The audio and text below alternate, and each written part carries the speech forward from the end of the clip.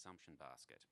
And what the effect of these means is that in these emerging what really matters is the credibility of the central bank. If a central bank can consistently hit its targets, this builds up its credibility, which in turn leads wage and price setters to set their own prices on the basis of the target the central bank has, and this actually makes it easier for the central bank to hit its targets.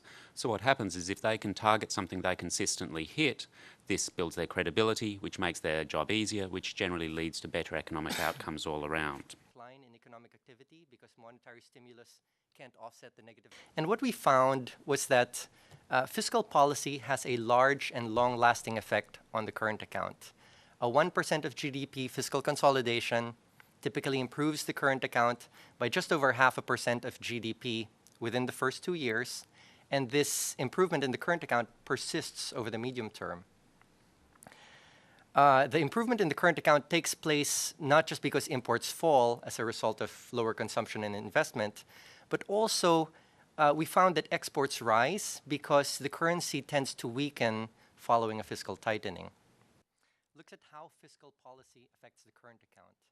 And the reason what we have now is many countries tightening, but some countries are tightening fiscal policy by a substantial amount, and other countries are tightening by much less.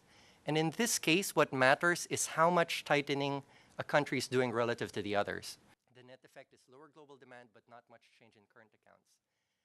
So to the extent that additional measures are implemented, yes, that will help, that would contribute to reducing the US current account deficit. Obviously, the exact amount can't be fleshed out until we know all the details. Changes over the past 30 years in advanced economies.